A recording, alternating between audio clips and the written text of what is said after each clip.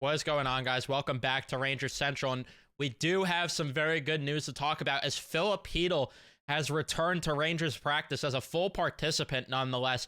We're going to talk about it. Before we do here, leave a like, subscribe if you guys are new, especially if you're Ranger fans, and turn on your notifications so you know when I upload or go live on the channel. Now, like 2-3 days ago, Vince actually was tweeting about how Filip Chytil had his practice gear in his locker and everything, and that he was there in a non-contact jersey. And I didn't really speak on it because I didn't think much of it, because I'm like, all right, well, he's probably just here to support the team while they're in the playoffs. Good teammate. Love that from him.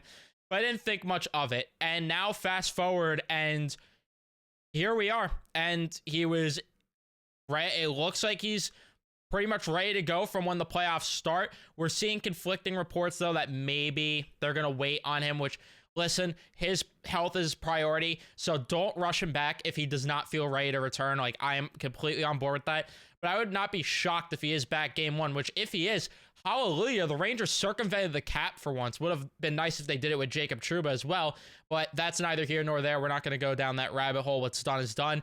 But regardless, yeah, like and I don't think they even intended on circumventing the cap, though, here. Like, I genuinely think that with Filip Chytil, they thought that he was not going to play this year, and we talked about it. They put out a statement that he would even take the offseason completely off, and then he would come back next season.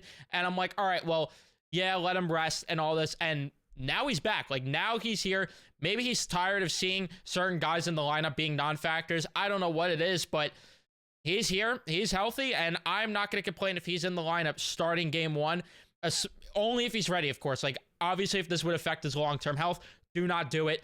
Do not risk it. Do not put him in the action right away. Pause, wait, and ride it out, and then just let him get back in the lineup when he's ready. But he was rotating on the third line, which does tell me maybe he is close to returning for game one, which I do find it interesting that he is rotating on the third line, because I felt if he was to come back, he should play on the wing with Zibanejad and Kreider. It probably does not mean much right now because of the fact that he cannot play, which you might be asking why. If you don't know, the salary cap just simply does not let him come back until the playoffs, when all of a sudden the salary cap is gone. And that's why you see Mark Stone returning, Mikhail Sergeyev's back on the ice, and all of those guys. So, yeah, the Rangers are in a spot where they cannot play him, but they might put him on the third line just because of the fact that, you know, they don't want to put him right back into action on that first line and, you know, over-evaluate this. What will probably happen is he'll probably play on the third line with Wenberg and Kakko, and then Cooley's going to just slot down to the fourth line to play with VC Goudreau, and then Rempe and Brodzinski will end up being the scratches.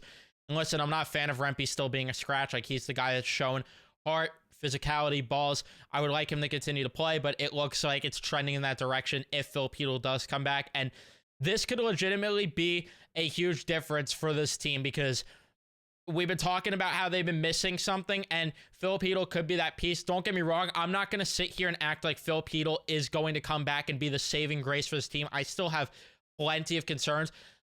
Another thing that did get eliminated from the concerns was with the D pairs. We'll go over that in a minute, but I still have my concerns with this team. Like, it does not vanish just because Filip Chytil is coming back, even though I'm very excited.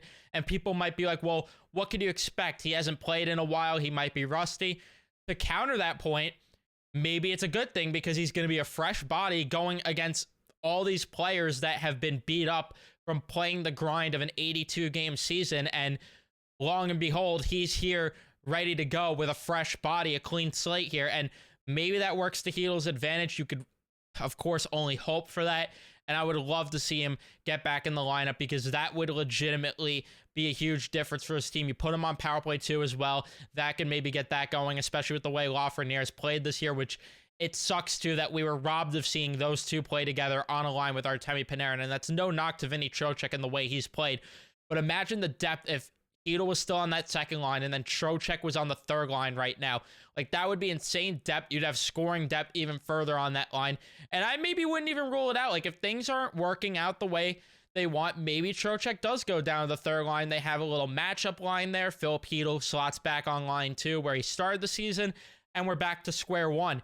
I wouldn't rule that out, but I just think it's more unlikely. But regardless, Yeah, the fact that he was full participating without a non-contact jersey is very big news. And like you see from the tweet here up from Vince, he's a full go with with a no non-contact jersey. Word from a source is that he's been medically cleared.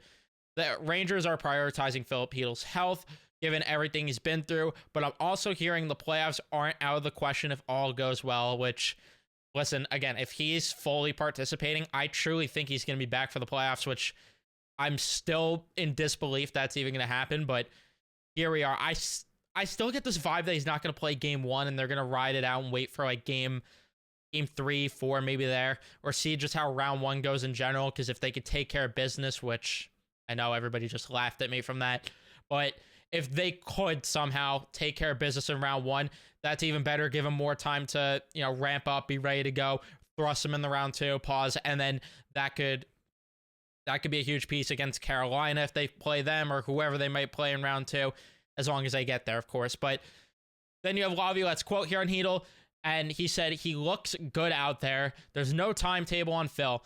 We're not going to rush him back. Whenever he feels and the eyes on him feel and the powers that be feel that he's in a good spot, that's a different story. I am not sure why it was worded the way that it was.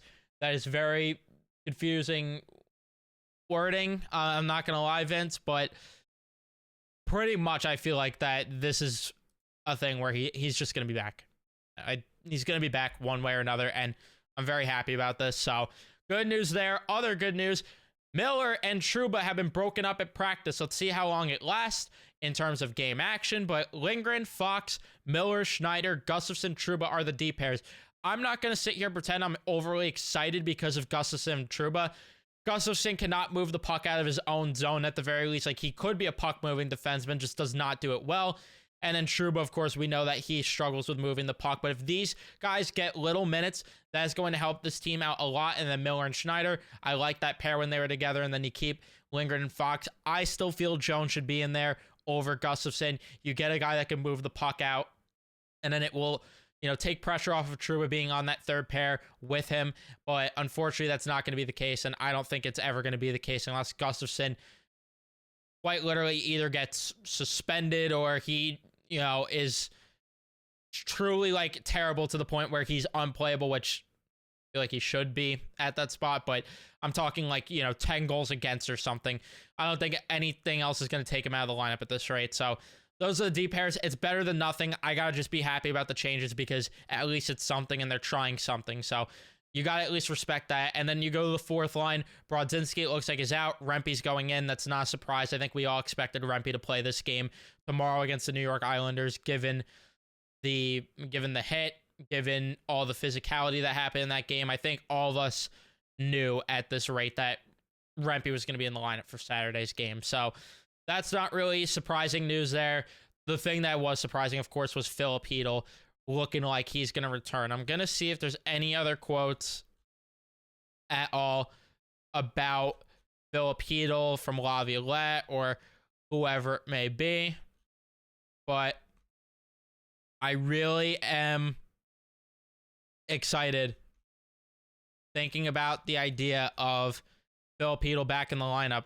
All I'll say, though, Laviolette, if things go poorly, let's not resort back to the kid line only. Let's not do that whole thing again. I liked the kid line when it had that run, but I don't know if I'm with it anymore. Although maybe you can make an argument where if they're the second line, it might be better. You put Panarin with Kreider, Zibanejad, and then Trocheck down the third line, Roslovic down there in the bottom six. Maybe it would work better, but we're not going to go down that rabbit hole. But let's see. Molly Walker, when players have been cleared in the past, Rangers coach Peter Laviolette has said they are an option to play. This is a little bit different, I think, just because this player is coming back from something that's substantial. He said he has not been on the ice with us. We want to make sure that he's fit and ready to play and ready to have a positive impact on the game. The fact that he's back doesn't necessarily mean he's ready for a game. All right, well, I don't know what to make of that quote just because of the fact that, like I said, it's pretty interesting the fact that he's in a a regular jersey. Like, I do think that that means something to an extent, but we'll see what happens, and hopefully he does come back. If he does, that's really going to help out how I feel about this team to an extent, because I still obviously have my worries. I still have a bad taste in my mouth from yesterday's game. I woke up this morning very pissed off, like I said, so let's hope they can turn things around tomorrow. All we could do. But yeah, that's really going to be it for me. Thank you guys so much for watching. Leave a like if you enjoyed it. Subscribe if you guys are new, especially if you're Ranger fans. Turn on your notifications so you know when I upload or go live on the channel next. And I'll see you guys in the next one.